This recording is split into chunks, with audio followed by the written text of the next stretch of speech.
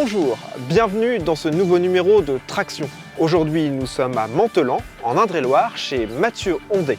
Bonjour Mathieu. Bonjour. On essaye avec toi le Fendt 700 Vario Gen 7.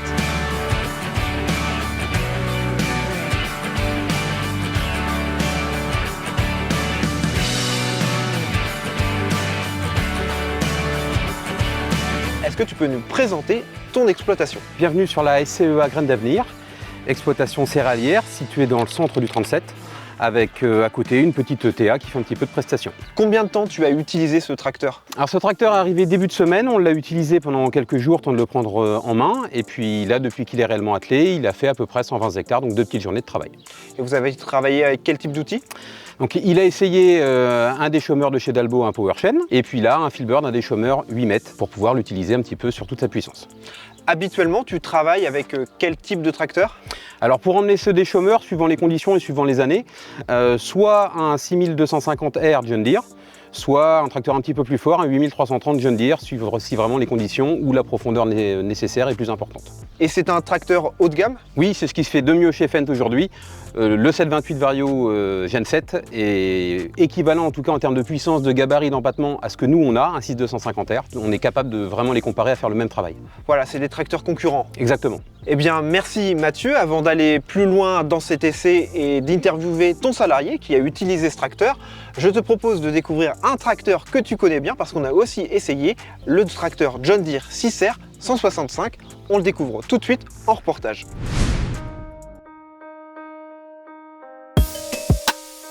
J'ai pu essayer le 6R 165 pendant une semaine sur la ferme, en polyculture élevage. Avec la masse de 1 tonne 150, le tracteur paraît équilibré. Il patine pas, il a une bonne traction. Sur route, même route un peu dégradée, le confort en cabine est très satisfaisant. Les suspensions de pont avant et suspensions de cabine sont très efficaces, on ne sent rien dans la cabine. Le tracteur est équipé d'une variation continue, donc quand ça tire un petit peu, il régule tout seul la vitesse. Il régule le moteur, il régule le régime de prise de force. Le tracteur niveau hydraulique est bien équipé, il y a un distributeur avec la manette de décompression pour enlever le circuit hydraulique sans mettre neutre en cabine. Il manque des boutons hydrauliques sur les ailes pour le troisième point s'il vient hydraulique. L'entretien est assez simple, il y a 2 tamis à souffler et un radiateur qui se déplace. Et l'intercolleur est soufflé lui par un ventilateur inversé automatiquement. Par contre l'accès au filtre à air lui est moins pratique, il est perché au-dessus de l'intercolleur donc il faut faire un petit peu d'escalade. Les 2 filtres à gasoil sont accessibles, par contre pour le filtre à huile il faut démonter un panneau latéral.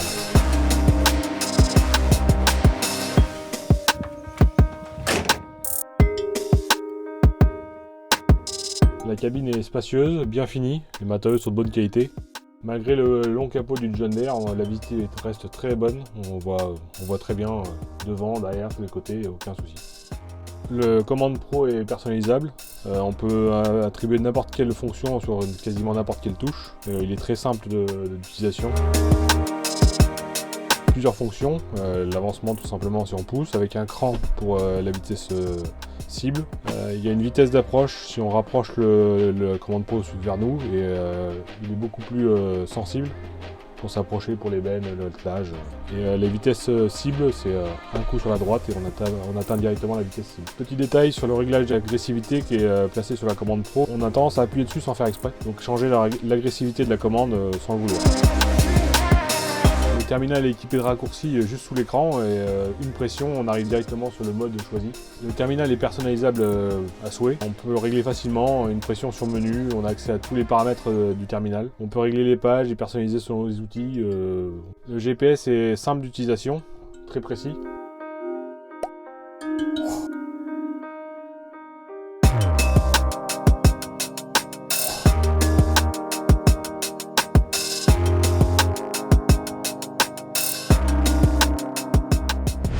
Je retrouve maintenant Quentin. Tu travailles avec Mathieu et c'est toi qui as conduit le plus le tracteur cette semaine. Tu l'as utilisé au déchômage. Alors, quel est ton premier ressenti? Premier ressenti, la Vario Drive est vraiment très efficace. On sent une bonne traction. Couplé aux équipements qu'il a sur cette série, c'est-à-dire le télégonflage. Donc on travaille des pressions assez basses et ça, je pense, optimise la boîte. Et ce tracteur, en termes de maniabilité, comment il se comporte? Un rayon de braquage exceptionnel. On peut comparer à notre 8000, qui est un tracteur qui braque énormément. Là, rien à redire là-dessus. Tu as essentiellement fait du déchômage, mais tu as fait aussi un peu de transport? Alors je me suis déplacé sur notre autre site où j'ai eu l'occasion de faire 2 fois 45 minutes de route, donc où j'ai pu tester sur la route, donc regonfler les pneus et voir sur la route ce que ça peut donner. À 66 km/h, il ne bouge pas et tout ce qui est freinage et tout, on sent en sécurité sur la route. Vraiment rien à redire, autant de la suspension de cabine, de la suspension du tracteur en général, mais aussi des pneumatiques. Les pneumatiques, justement, ils ont un dessin particulier, on le voit sur le centre de la bande de roulement, c'est des Nokian. Comment tu les as utilisés avec le télégonflage? Alors au champ, j'ai dégonflé mes pneumatiques pour réussir à attraper les crampons qui sont sur les côtés. Donc j'ai travaillé une pression de 900 grammes, ce qui est faible, mais c'est des pneus qui peuvent l'absorber, c'est des VF. Et sur la route, je suis monté à 1,9 kg pour réussir à attraper les pavés, donc avoir moins de vibrations sur la route. Et 1,9 kg sur route, ça reste confortable? J'ai pas vu de défaut, ça vibre pas, ça secoue pas, rien à redire. Et en cabine, au niveau du confort, comment tu t'es senti? C'est très confortable, le siège est vraiment très efficace, même la suspension de cabine, tout est en ordre. Toujours dans la cabine, au niveau insonorisation? Aucun bruit, en plus c'est un moteur qui tourne vraiment pas vite. On est sur des moteurs très lents, donc au travail j'étais entre 1300 et 1400 tours, donc aucun bruit. Les seuls bruits qu'on entend, et c'est ce qu'on peut reprocher, c'est les bruits d'hydraulique qui sont présents vu qu'il n'y a pas d'autres bruits pour couvrir ces bruits-là. On va maintenant le découvrir et l'essayer et on va en profiter pour découvrir l'intérieur de la cabine et l'ergonomie de ce fait. Quand on tape Lamborghini sur Google aujourd'hui, on obtient ça. Mais vous vous doutez bien qu'on va plutôt parler de ça. L'histoire des tracteurs Lamborghini, c'est parti. Voici Ferruccio Lamborghini, fils de paysan et passionné de mécanique. Il répare des véhicules militaires en Grèce pendant la Seconde Guerre mondiale. Mais quand ils sont tous abandonnés après la libération, Ferruccio récupère leur moteur pour assembler des tracteurs agricoles dans son atelier avec 3 mécaniciens. Il fonde en 1948 sa société et se lance sur un marché dominé par Fiat et Ferguson avec son premier tracteur, le Carioca. Les premiers modèles sont proposés aux locaux et ils cartonnent. Pourquoi? Parce qu'il est bon marché. Un vaporisateur de carburant permet après le démarrage à l'essence de passer au diesel qui est bien moins cher. Rapidement, Ferruccio achète 1000 moteurs Morris 6 cylindres et lance son premier tracteur en série, le L33. D'autres modèles arrivent dans les années 50. Les DL30 et DL40 avec des moteurs diesel Mercedes-Benz, la DL25 et la DL35 des machines à chenilles, puis la Lamborghinetta avec un moteur Lamborghini à 2 cylindres de 22 chevaux. Bon, en bref, l'entreprise vit son âge d'or dans les années 60. Les 400 salariés sortaient une trentaine de tracteurs par jour, dont l'usine de Pieve di Cento, et le patron, lui, il roulait en Ferrari. Et ce sont d'ailleurs ses problèmes d'embrayage avec sa 250 GT qui le poussent en 1960 à lancer lui-même sa marque de voiture de sport, d'où la rivalité avec Enzo Ferrari. Bref, revenons-en à nos tracteurs. En 1962, sortent 2 modèles à 4 roues motrices, les 2 RDT. L'entreprise équipe ses tracteurs d'une boîte de vitesse synchronisée et la gamme gagne en puissance jusqu'au R480. En 1970, la Bolivie commande 5000 tracteurs à Lamborghini. Alors que l'entreprise est endettée pour y répondre, la commande est annulée après le coup d'État bolivien. Lamborghini a trop d'invendus et vend sa branche de tracteurs au groupe SAM en 1973, qui devient 3e constructeur d'Italie avec 10 000 produits annuels en 1980. Après le rachat, les tracteurs Lamborghini deviennent des tracteurs SAM rebadgés avec quelques spécificités pour se démarquer, comme l'adoption d'un refroidissement à eau des moteurs remplaçant le système à air des SAM. Ils accueillent d'autres innovations comme l'injection électronique. Lamborghini présente Runner, un tracteur compact, polyvalent, performant et puissant. L'entreprise se spécialise avec la gamme Runner en 1993 qui présente des petits modèles utilisés pour l'entretien des espaces verts et une gamme de tracteurs fruitiers en 2007. Aujourd'hui, dans le groupe SDF, Lamborghini n'est plus qu'une édition spéciale haut de gamme des tracteurs Deutz-Fahr de plus de 140 chevaux. La marque se distingue surtout par le design de ses tracteurs, mais ne pèse plus beaucoup sur le marché des tracteurs agricoles. Sur l'année 2023, Lamborghini en a vendu 189 en France, dont les 2 tiers en vignes et vergers.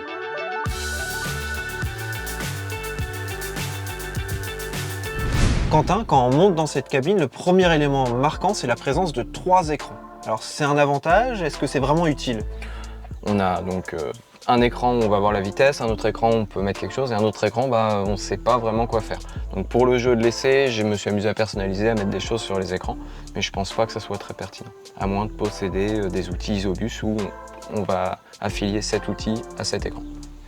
Je vois aussi beaucoup de boutons en plus de ces écrans. Est-ce que la prise en main, elle a été simple? Très compliqué, étant habitué à John Deere où il n'y a pas tant de boutons que ça. Là, on passe à plein de boutons personnalisables. La première épreuve pour moi, ça a été d'atteler un outil. Donc il fallait déverrouiller le relevage, réussir à le manœuvrer et trouver les distributeurs. Il m'a fallu, je dirais, une petite journée d'adaptation pour réussir à le prendre. Et une fois que c'est fait, ça reste intuitif ou pas? Ouais, ça c'est intuitif.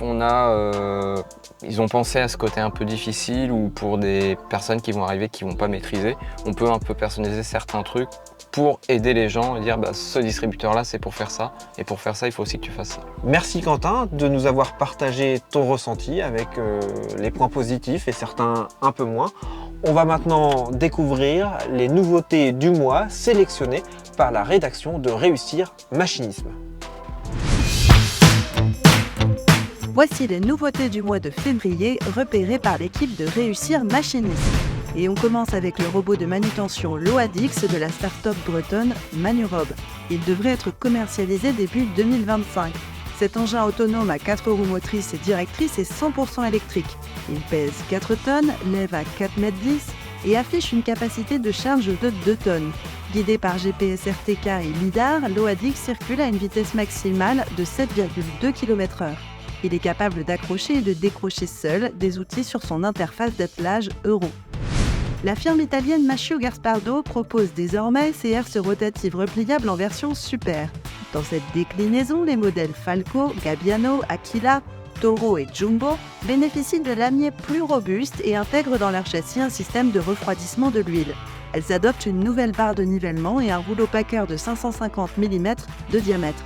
Ces herses rotatives peuvent être équipées d'un semoir grâce à un kit combi facile à installer.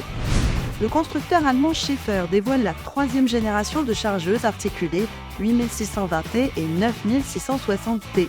Ces machines à bras télescopiques adoptent une cabine entièrement repensée, offrant davantage d'espace et accueillant notamment un nouveau joystick. Elles profitent désormais d'un écran tactile de 10 pouces qui permet de rappeler des profils utilisateurs prédéfinis. Ce terminal donne accès en option à différents automatismes comme l'ajustement des débits d'huile, le secouage automatique du godet ou encore la mémorisation de la position du bras. Le robot Glouton de Miro racle et collecte le lisier liquide ou légèrement pailleux. Travaillant sur 1,70 m de large, il est équipé de lames latérales et d'une brosse centrale. Une roue à robe et une hélice chargent l'effluent dans une cuve de 420 litres. Cet automate se repère dans les bâtiments grâce à 2 lidars et impose la présence d'une bordure tout le long de son trajet. Il sera commercialisé fin 2024 aux alentours de 40 000 €. Enfin, dernière nouveauté, la remorque monocoque ProBody 760 de Cranf profite d'une nouvelle conception qui favorise la charge et le volume utile. Dotée d'une caisse de 7,50 m de long et de 2 m de haut, cette benne d'un volume de 34,3 m3 passe à 40 m3 avec des rehausses de 30 cm.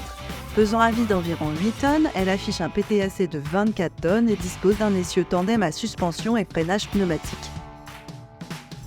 Michel, ce Fendt 700 Vario dispose d'un nouveau moteur. Qu'est-ce qui le différencie par rapport aux précédentes générations?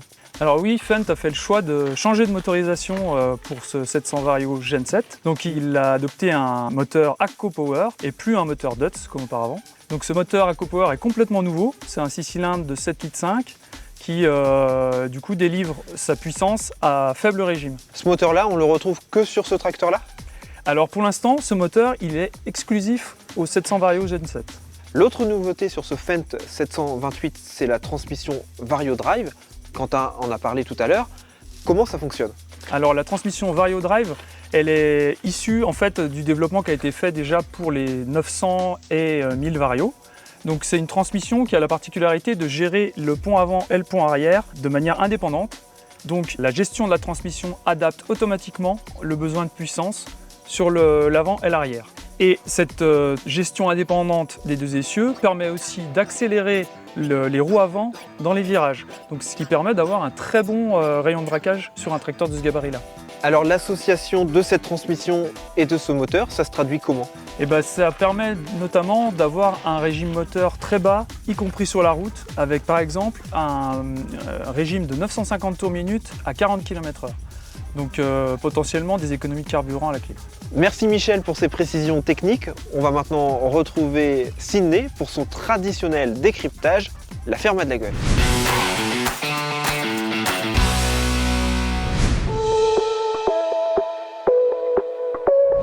Vous vous êtes jamais demandé pourquoi depuis un petit moment on est obligé de mettre ce truc dans les moteurs diesel? Je vous apprends rien si je vous dis qu'un moteur diesel, ça pollue. Il n'y a qu'à regarder en sortie de combustion pour se rendre compte que c'est pas jojo. Entre le CO2, les particules fines et les oxydes d'azote, on a là un fameux cocktail. Heureusement, il existe des systèmes de dépollution. Vous connaissez par exemple le catalyseur ou les filtres à particules. Mais depuis 2015 et l'entrée en vigueur de la norme Euro 6, les véhicules diesel de plus de 90 chevaux sont équipés de la technologie SCR pour réduction catalytique sélective. Et pour fonctionner, ce système nécessite de l'AdBlue. Mais alors qu'est-ce que c'est et à quoi ça sert? On en parle tout de suite. L'AdBlue, c'est un liquide composé de 32,5% d'urée et 67,5% d'eau déminéralisée. En soi, rien de bien sorcier. Lorsque ce mélange est injecté dans le pot SCR, il permet de transformer les oxydes d'azote mortellement toxiques en eau et en diazote naturellement présents dans l'air. Cumulés avec les autres systèmes de dépollution, les émissions en oxyde d'azote tombent en dessous des 0,08 g par kilomètre. Ce système ne nécessite pas de grande quantité d'AdBlue. Pour les tracteurs, c'est en moyenne 5% de la consommation de GNR. Alors je sais que pour beaucoup, l'AdBlue c'est juste un truc à payer en plus, mais c'est un réel intérêt, que ce soit pour votre santé ou pour l'environnement. Mais c'est vrai que quand on voit le prix des bidons en station pour juste de l'eau et de l'urée, ça fait un peu mal. J'espère en tout cas que vous avez compris à quoi sert l'AdBlue. Ciao! Mathieu, c'est le moment de faire le bilan de cet essai. Alors, ce Fendt, ça reste un très beau tracteur. Néanmoins, quelle piste d'amélioration, quel défaut tu lui as trouvé? C'est vrai que c'est dur à trouver, c'est comme tu disais un Fendt. Malgré tout, un choix technique qui a été fait d'enlever la vanne EGR, ce qui fait qu'aujourd'hui on est sur des consommations d'AdBlue entre 8 et 10%, donc un peu plus important que ce qu'on avait l'habitude sur ce type de tracteur-là. Donc ça remet un petit peu en cause nos habitudes. Mais la consommation de GNR, elle est normale. Voilà, elle par contre, elle est tout à fait dans la norme, rien à dire là-dessus. Peut-être une cabine un peu petite par rapport à ce qu'on attendrait sur ce type de gabarit-là. On arrive facilement à faire taper des choses dans les vitres, donc peut-être un petit peu étroite. Au niveau de l'entretien? Au niveau de l'entretien, un plus et un moins. Dans les choses assez négatives, c'est l'accès assez compliqué vu que tout est très bien caréné et très bien protégé du fait de cette nouvelle position de ventilateur qui pousse l'air et donc qui doit diriger l'air vers le moteur. C'est très bien pour le nettoyer, donc on a rarement à y intervenir. Le problème, c'est quand on doit y intervenir, c'est quand même très serré, très compact et très dur d'accès. Et dernier point de vigilance, c'est quand même le tarif. Alors très bien, si on avait besoin de se faire énormément de charges, on ne peut pas se le nier. Par contre, c'est vrai que c'est des tracteurs quand même très chers qui aujourd'hui doivent vraiment répondre à un besoin et une attente spécifique. Alors du côté des points positifs, qu'est-ce que tu ressors? Plus facile de trouver des points positifs. Ce tracteur était très attendu en termes de gabarit, donc un tracteur avec un empattement court, très léger, à peu près 8,8 tonnes complètement démassé, donc avec une puissance très forte, 280 chevaux, donc vraiment un tracteur attendu dans ce type de gabarit-là. Donc c'est vraiment ça ce qu'on veut aujourd'hui, des tracteurs qu'on peut lester à la demande pour adapter vraiment son poids et puis son utilisation en fonction de nos besoins. Là, il est lesté à quel tonnage? En ce moment, il doit être un petit peu plus 11 tonnes, donc 2 tonnes 600 kg par roue, 1 tonne 2 à l'avant. Donc vraiment adapté pour faire de la traction, surtout avec le VarioGrip qui permet d'adapter sa pression à l'outil qui est derrière. Autre point positif, c'est le confort avec toutes les petites attentions de Fendt. Ouais, donc du classique chez Fendt auquel on s'habitue bien, tout un tas de bricoles par exemple, les petits câbles de rappel pour éviter de se faire mal avec le troisième point hydraulique. Donc tout le tracteur en est bardé de petites attentions, vraiment de petits points de détail qui font vraiment plaisir à l'utilisation quotidienne. Bon, Fendt nous a toujours habitués avec ça, mais c'est vrai que c'est sympa de retrouver ça sur cette gamme-là. Et dernier point positif, c'est la technologie avec le VarioDrive, c'est de la technologie efficace. Ouais, Fendt nous sort aujourd'hui tout l'arsenal technologique vraiment sur cette gamme-là, avec tout ce qu'ils savent faire de mieux, où vraiment là on est capable, grâce à tout ce qu'ils ont mis dessus, d'aller chercher de la traction vraiment forte, tout en maximisant la capacité moteur et les pneumatiques. Merci Mathieu d'avoir joué le jeu de cet essai. N'hésitez pas à commenter notre vidéo, à nous faire des suggestions, des idées de sujets. On va maintenant se quitter avec notre zapping. Est-ce que tu le connais? Évidemment, Est-ce que tu as envie d'être dedans? on va plutôt éviter. Bah écoute, si jamais tu t'enlises, on fera quand même une place de choix à ta vidéo et on te mettra dans notre zapping. Maintenant, on le regarde et on se dit à bientôt.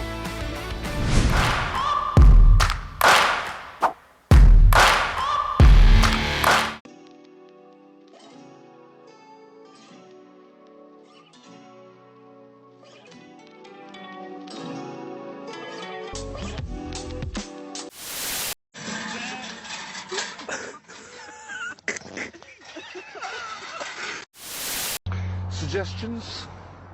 I mean, running away, obviously. That's where I was going with it. running away, really. How far should we run away?